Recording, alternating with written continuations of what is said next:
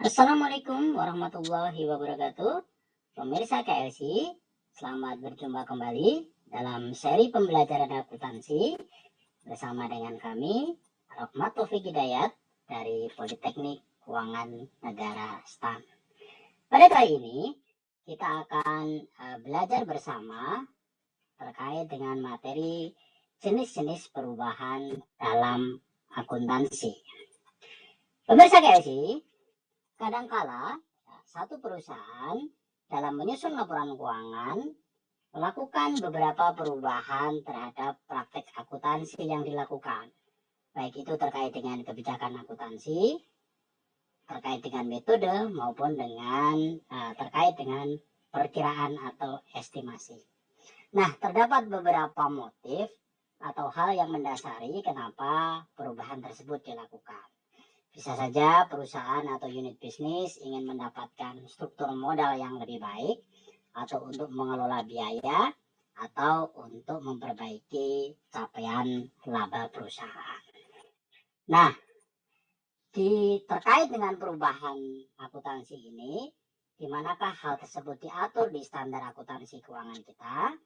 Nah, terkait dengan perubahan akuntansi, di standar akuntansi keuangan, hal ini diatur di PSAK 208 tentang kebijakan akuntansi, perubahan estimasi, dan kesalahan.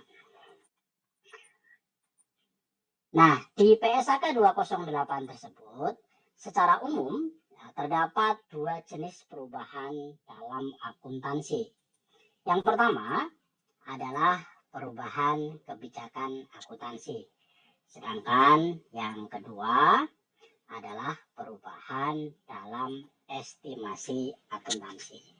Meskipun di PSAK tersebut juga mengatur terkait dengan kesalahan, namun demikian kesalahan sebetulnya tidak termasuk dalam jenis perubahan akuntansi. Meskipun tentu saja koreksi terhadap kesalahan tersebut nantinya akan ikut mengubah isi dari laporan keuangan, seperti hanya perubahan kebijakan akuntansi maupun perubahan estimasi akuntansi. Nah, baik, sekarang kita bahas satu demi satu. Nah, di PSAK 208 disebutkan bahwa yang dimaksud dengan kebijakan akuntansi itu adalah prinsip, dasar, konvensi, peraturan, dan praktik tertentu yang diterapkan oleh suatu entitas dalam melakukan penyusunan dan penyajian laporan keuangan. Sebagai contoh dari kebijakan akuntansi adalah penggunaan asumsi arus biaya, LIFO, FIFO, dan average misalnya untuk melakukan penilaian persediaan. Sementara itu, di PSAK tersebut yang dimaksud dengan estimasi akuntansi adalah suatu jumlah moneter dalam laporan keuangan yang dipengaruhi oleh ketidakpastian dalam pengukuran.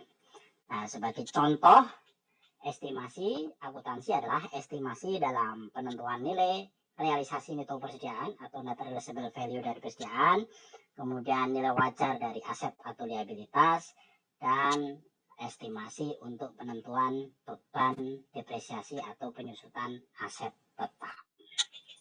Nah, sekarang kita akan bahas terlebih dahulu terkait dengan perubahan kebijakan akuntansi.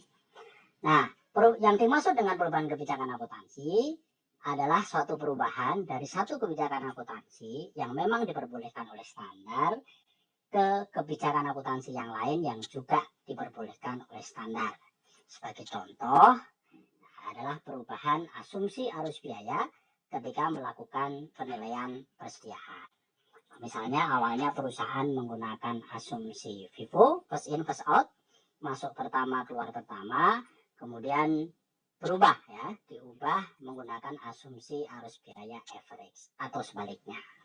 Nah, di PSAK 208 sendiri, di luar motif-motif yang mungkin digunakan oleh unit bisnis untuk melakukan perubahan kebijakan, di PSAK 208 disebutkan bahwa entitas dapat mengubah suatu kebijakan akuntansi hanya jika perubahan tersebut, yang pertama, memang disyaratkan oleh standar akuntansi keuangan, dan yang kedua, jika perubahan tersebut akan menghasilkan laporan keuangan yang memberikan informasi yang lebih handal dan lebih relevan terkait dengan dampak suatu transaksi, peristiwa atau kondisi terhadap posisi keuangan, kinerja keuangan, atau arus kas suatu entitas. Nah, berikutnya adalah tadi sudah kita bahas terkait perubahan kebijakan akuntansi. Nah, yang kedua adalah perubahan estimasi akuntansi. Nah, perubahan estimasi akuntansi adalah perubahan yang terjadi sebagai suatu akibat dari informasi baru atau pengalaman tambahan yang diperoleh oleh suatu entitas. Sebagai contoh, perusahaan melakukan perubahan estimasi masa manfaat suatu aset tetap, misalnya mesin, dari yang sebelumnya 8 tahun menjadi 5 tahun, sehingga ini akan merubah jumlah beban penyusutan. Nah, baik, demikian pemirsa KLC materi terkait dengan perubahan akuntansi, baik perubahan kebijakan maupun perubahan estimasi. Nah, pertanyaan berikutnya adalah, lalu bagaimana perlakuan perubahan kebijakan maupun perubahan estimasi tersebut? Nah, untuk penjelasannya simak pada video berikutnya. Terima kasih. Assalamualaikum warahmatullahi wabarakatuh.